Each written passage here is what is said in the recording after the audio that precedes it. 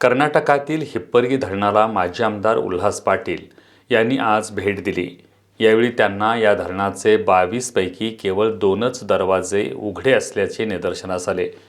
त्यामुळे कोल्हापूर आणि सांगली जिल्ह्यात महापुराची परिस्थिती निर्माण होऊ नये यासाठी हिप्परगी धरणात अनावश्यक पाणीसाठा करू नये असं मत शिरोळचे माजी आमदार उल्हास पाटील यांनी व्यक्त केले।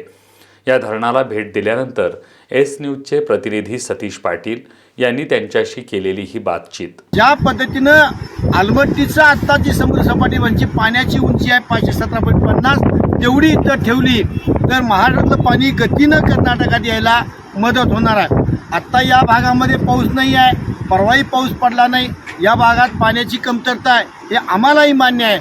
मात्र एकाला पाण्यात बुडवून दुसऱ्याची तहान भागवणं हे मानवतेला धरून नाही।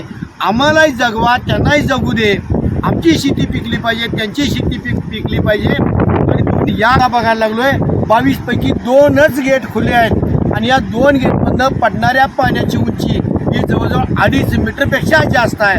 नदी प्रवाहित ठेवायच्या माध्यमातून सगळे बंधारे सगळे गेट जर खुले ठेवले याही लोकांची पाण्याची तहान भागेल, आलमट्टीला पाणी गतीनं जाईल आणि आलमट्टीच्या पुढं असणारं नारायणपूर आणि आंध्रातल्या जनतेला प्यायला पाणी मिळेल हेच आम्हाला आजच्या दौऱ्याच्या निमित्तानं सांगायचं आहे।